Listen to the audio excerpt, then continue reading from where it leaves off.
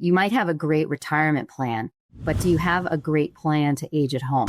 My career has really been spent helping people to plan well. But how has that background, both in finance and home care, like influenced your approach to Silver Savvy? This is the best time in your life. It's a great opportunity to kind of look over your life and say, what do I want to be? What do I want to do? Let's bust those myths. What is this one piece of advice you would give to someone preparing for that stage of life? And the first thing I say to any of my clients is, hello and welcome to another episode of Your Retirement Plan Simplified. I'm your host, Joe Curry, and today I have Laura Lynn Morrissey with me. And Laura Lynn, before we jump in here, can you just tell our listeners a little bit about yourself, kind of who you are, what you do, and why maybe our listeners should listen to you today? Well, wonderful. Thank you so much for having me. My name's Laura Lynn Morrissey, and I have spent my career kind of at the intersection of finance, healthcare, and aging. I started on Wall Street, working for big firms in the United States for over 20 years. Then I moved into healthcare. I ran a couple of home care companies in Boston, Massachusetts area.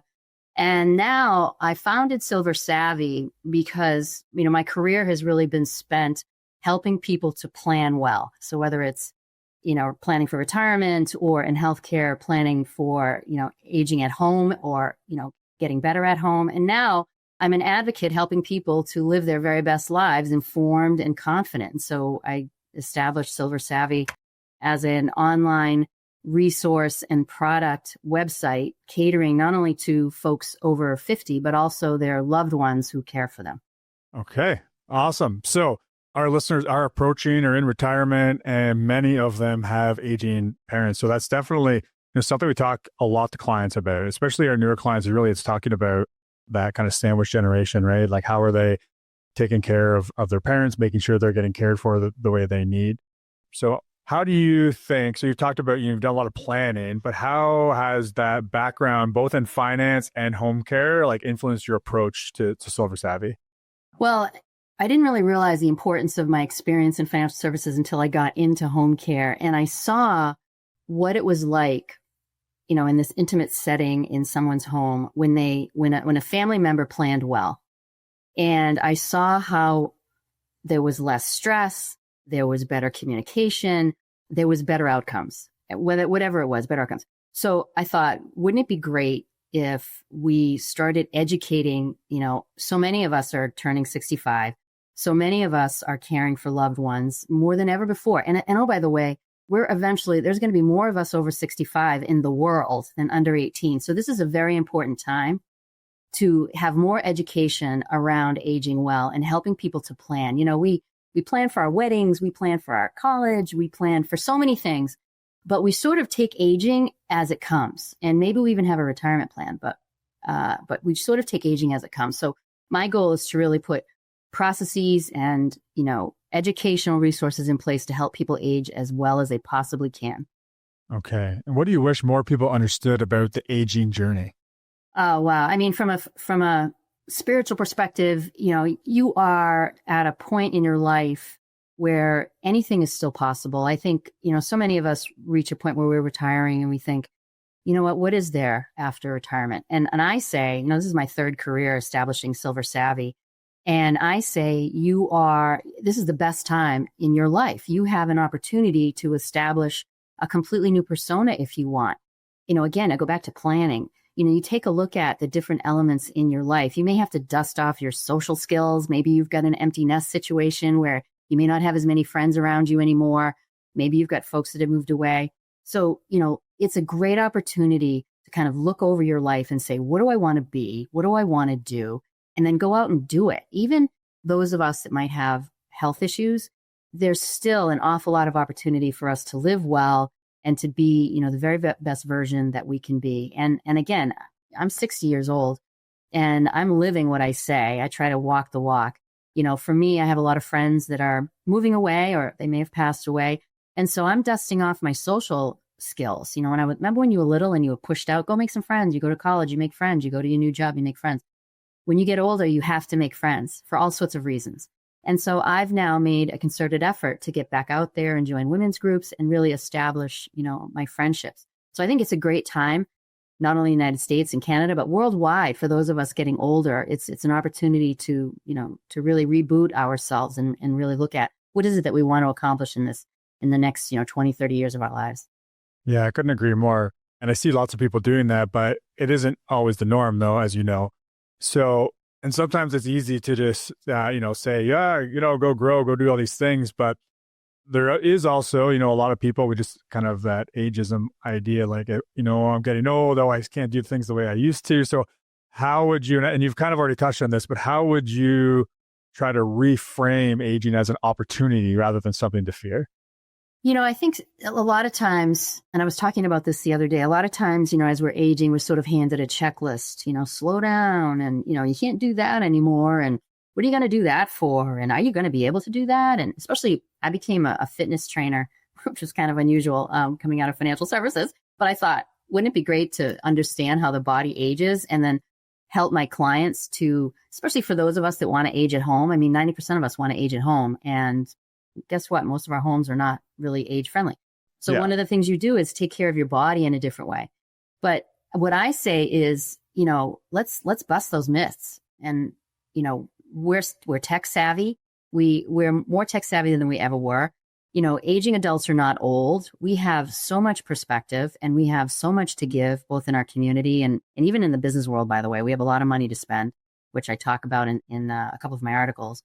We're not a homogenous group. We have interests and we've got, maybe some hobbies we haven't done in a long time. We need to kind of go back and think about what is it that who are we as we get older? Because it's, as I said, it's a great time. I think, there's an assumption that, we don't spend money, and that's not true. We may not be going out and buying houses or doing a lot of the things we did in our 20s, 30s, and 40s. But now as we get older, we're looking at experiences. We're picking up habits that, we might not have had time for. And so, we as a demographic are spending money as we ever did. We're just sort of changing what we're spending our money on. And to your point, a lot of us, as we get older, we start to focus on decline. And I think it's important, even myself, if I wake up with aches and pains that I didn't have, I start to think, oh my goodness, what's happening? But then I remember that a lot of it is attitude and that we've got to look at, all right, our body's changing. Can I control it? Some of it probably, some of it I can't. Let's move forward and keep a positive attitude. Yeah, no, that's great. And one thing I might add is if you're waking up and you're feeling these aches and pains, is that's not unique as you age. Like I'm 40 years old and I can barely get out of bed some mornings. So, but it's not slowing me down. That's right. That's right. Don't be afraid. Exactly. So when people are, thinking about this aging journey and retirement, like where does some of the things you're talking about, where does that come into play with our more traditional financial planning where we're more focused on the finances? How does this all come together? Well, it's interesting. I think, I love Wall Street. I love financial services. I'm still very much involved with folks that provide wealth management services. And what I say is, so many of us have older clientele in our portfolios. And so a lot of folks are becoming more sophisticated around these conversations. But, there's sort of an add-on to when we know our client is knowing how what their client's aging goals are. And so there's, a series of questions that you can, and what I do when I work with my clients, a lot of them are referred to by wealth managers, is, you might have a great retirement plan, but do you have a great plan to age at home? I was just talking to a group of folks last week, and first question I asked is, how many of us want to age at home? All the hands went up.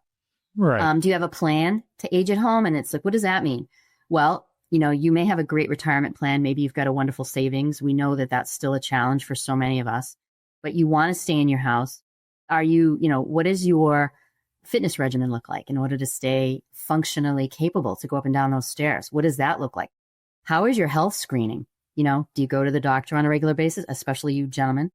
A lot of folks, as we age, we don't necessarily think, those screenings are as important. Guess what? They're really important if you want to age at home. Stay in front of any health issues ahead of time.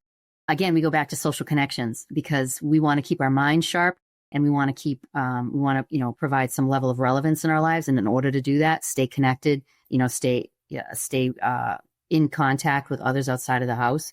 That's a big concern for me, especially with regards to mental acuity.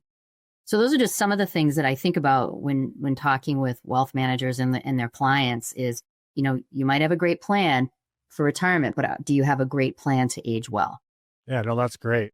And if we break that down to some more maybe practical advice, like what are some of the things people could be doing, whether it's daily habits or coming up with a plan to stay active? Like how can people actually integrate that into their life, especially for someone who maybe hasn't been someone who's exercised their whole life?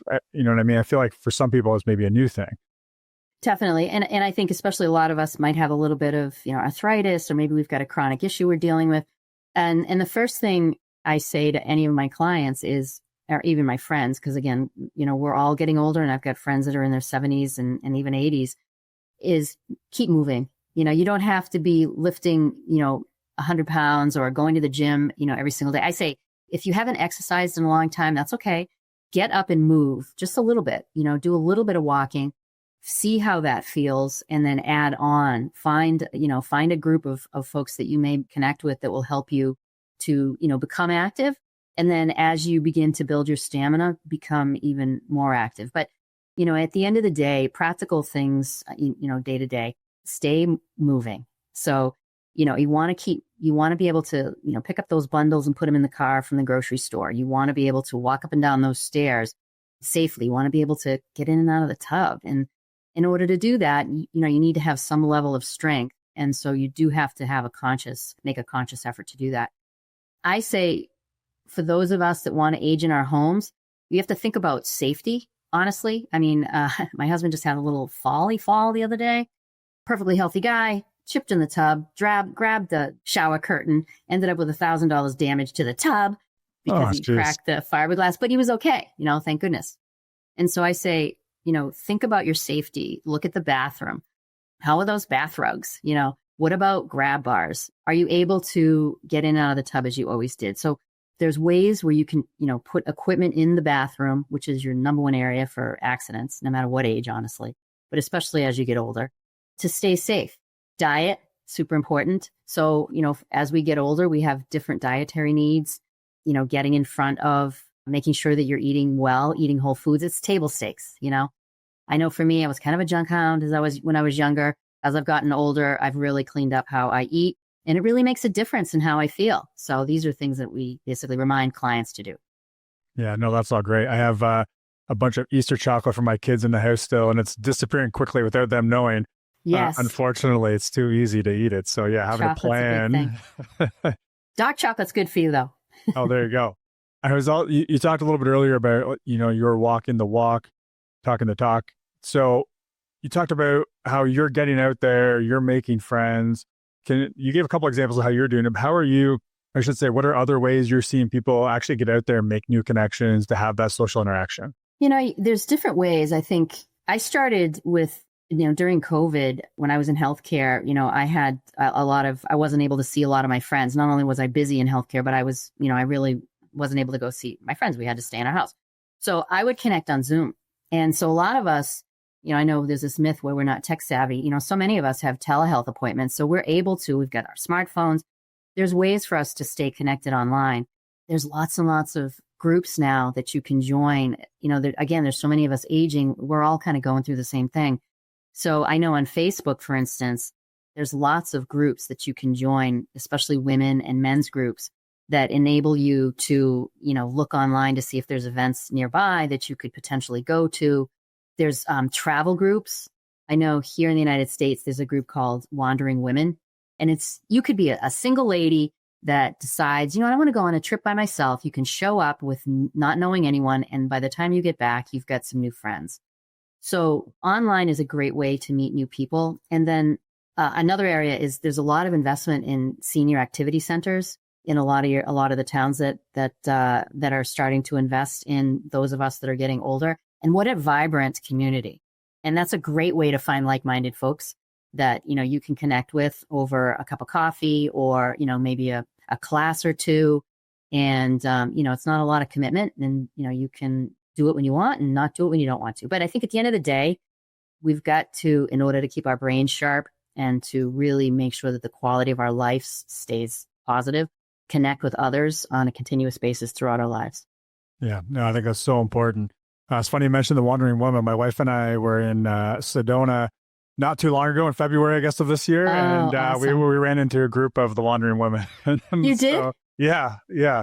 I I'd not heard of it Amy before, Goober but does a yeah. great job. Amy Goober does a great job, and it's become more and more popular. And again, I think there will be more groups like that because there is a need. Yeah. And they were having a blast for sure. And they, a lot of them said that like they just met through that group. They never knew each other before. And they looked like they were all best friends. Yeah, they definitely do. I was just at one of her events on Saturday. I spoke one of her events before, but I went Saturday. There was over 100 ladies, and most of us didn't know each other. We just, sit with someone you don't know, just like you did in school, Yeah. and make Yeah. a new friend. Yeah. And it's always a lot easier to make those connections when you're coming to a group that is like other people are also coming in not knowing people, right? Absolutely. Absolutely. Oh, that's great. Another thing I just wanted to throw in there for our listeners, specifically in Canada, Laura Lynn, you were talking about like thinking about safety, handrails, things like that in the house. So in Canada, there is a tax credit available for anyone making those types of renovations to the house. So that's definitely something to consider if you're thinking about putting some different accessibility type renovations into the house. So Laura Lynn, what are, some of the gaps you feel that are out there when it comes to like age-related resources or products or planning, and maybe a little bit about how you fill that gap? Well, I think in the United States, we have a lot of changes going on in the healthcare system, and that can really create a lot of angst for those of us that are aging that rely more and more and more on the healthcare system. And so one of the things that I talk about is staying proactive. So stay proactive in managing any of the issues that you may be facing. Stay proactive in staying as strong as you possibly can, and keep, and all the things that you can control. But as you age, proactive planning is really, really important. So we just talked about, modifying your house. You don't have to spend a lot of money to make your house safe. And as time goes on, if you decide to stay in your house, relying on consultative services that will come in and do a safety evaluation, that's something that we do. Silver Savvy does that. We will go into someone's house and do a safety evaluation. There are going to be very inexpensive and free things that you can do immediately. And then there are some things based on your life goals that you may want to do to your house in order to stay safe and make sure that you can still live in your house safely. There's gaps in what I see in the marketplace around advocacy and services that are fully available to those of us that are aging that will inform folks in order for them to make the best decisions that they can, as well as products and services. So I can't tell you how many times I would work with clients when I was in healthcare. They were bringing mom home and they would, what products do I need? What do I, well, you need, 40 or 50 things in order to make sure mom is comfortable when she gets home. And they're on Amazon or they're at the drugstore and they're, pulling their hair out trying to get everything ready. So we created a website with products that we would use for our clients at the time. So I think advocacy, product availability in one-stop shop, as well as educational resources. Because at the end of the day, I think as we age, we often feel like we're alone, and we're not. And I felt as though if I could create a one-stop, resource hub and information that I think would be, important for people to know, and then share my own experiences. Because at the end of the day, as I said, I'm 60, so I'm going through some of what we are all going through. And so wouldn't it be nice to know that online you've got a friend that already kind of understands what you're going through? Yeah, no, that's perfect. And just for our listeners, anything we talked about today, we'll get those links in the show notes as well, retirementplanningsimplified.ca. So another thing, and this is maybe like a two-part question, so I'll just give you the first part, so what should people be thinking about when selecting a home care provider for themselves or a loved one? And most of the people listening to be like, if they're going to be thinking about their parents, how are they helping their parents out with this kind of thing? Sure. I think one of the things that a lot of folks think about home care is that they're kind of I want my mom to like them. I want my dad to like them. And one of the things that we do as we educate folks selecting home care companies, or if we are hired to select a home care company, is they are an extension of the healthcare system. They might be providing medical or non-medical care, but it's really important that when you're talking to a home care company, are they licensed? Do they have the required licenses? Ask that question and ask them to provide, confirmation of those licenses. Are they accredited if that's something that is necessary as well? do they understand the care plan that you're presenting to them? Are they, and ask them, here's the situation. Tell me how you would care for my mom in this way. So get into and ask them, how do you go about caring for my mom? And how do you go about matching that particular caregiver with my mom? What sort of skills are we going to need? Because, at the end of the day, a really good home care company is going to make sure that they have the right resources in place, that they have ongoing training. So you want to ask what kind of training. And I know that seems like that's an awful lot for somebody who's hiring a home care company to ask, but you're talking about the safety and the well-being of a loved one in their home. Healthcare has changed. We're coming home in more of an acute state, and that's not by chance. That's deliberate. And so we're now, really responsible for creating kind of a health hub in our house, and home care agencies are a big part of that. And so really understanding the questions and really understanding who the heck is coming into your house at the most granular level possible, I think is really important. And then you can sleep at night knowing that you've got somebody that's reputable, that's well-trained, that understands the care plan, and that can execute the way that you'd hoped. And, by the way, gets along with mom. Yeah, that's probably good too. So one of the things we talk about our clients about estate planning and long-term care planning, and we talk about how these things go together. So, making sure we have the right documents in place, like powers of attorney for care and for property, having that plan of what they would like to see happen. Like, do they want to age at home? Like you said, 90% of people do. Or if they can't, how do they see things beyond the point where they can't? And having these conversations. So doing the estate planning, putting together a long-term care plan, but then having these conversations also with their kids or the next generation or whoever those powers of attorney are, and making sure that they understand the wishes while you're still able to communicate those wishes. Absolutely. So could you give us maybe a little bit of guidance of what those conversations with the kids should be? So if we get kind of the thinking of the plan through our head, like how are we communicating that with our kids in a way that, I know some kids would be like, oh, we don't want to talk about that. And everyone's a little different, right? More often than not. Yeah, exactly. So how do our listeners have those conversations with their kids, and what do they need to think about in that type of planning? Well, it's interesting. I just was at an event with 30 estate attorneys, and the number one thing that they mentioned and the number one challenge that they see that they have to deal with is communication and transparency of communication. And a lot of the issues that result from estate planning, which is, it's a labor of love. It's an emotional thing. Estate planning is, it's a bunch of documents, but at the end of the day, communicating out, if I have the estate plan, I have my will, I have my wishes and my wants, I have to, at some point, I should be communicating out to, trusted loved ones, what that plan looks like. A lot of times they don't want to do that because they don't want to deal with the conflict. They don't want to deal with hurting people's feelings or whatever the emotional constraint is. And I think you always start at a time when you don't need to have that conversation. Yeah. So it's always best to start at a point where it's not necessarily as emotional as it would be if there was a crisis. So you do it as part of your normal life plan. And so you pick a time when it's, somewhat benign that, I want to talk to you about my plan. I want to make sure that we're clear, and I want to have this conversation. And you also have to do it when people are most open. So to your point, when someone says, I don't want to talk about it now, then you don't. But then you say, we're going to have to talk about it at some point. So let me know when you're ready. Unfortunately, there's not a panacea. There's not a perfect time. But I always suggest that you do it when you don't have a crisis, because when it becomes a crisis, that's when it's going to be the most emotional. And that's when, everyone's feelings can be most impacted. But I do agree that it is so important. Again, I have been on the side when in a family situation where I see the communication, where it's open and it's transparent and the decisions are hard. Even when there's disagreement, there's such a love and respect when there's transparency versus when, information is withheld and, feelings are hurt. And, we don't always know, what we're bringing to the table when, we're sitting down. So it's important to take that conversation and bring it to the table with a level of respect, because you can't always know what your son or daughter or loved one is thinking at that point in time. But at the same time, I think it's important to approach it anyway. Yeah. Yeah. No, I think that's well said.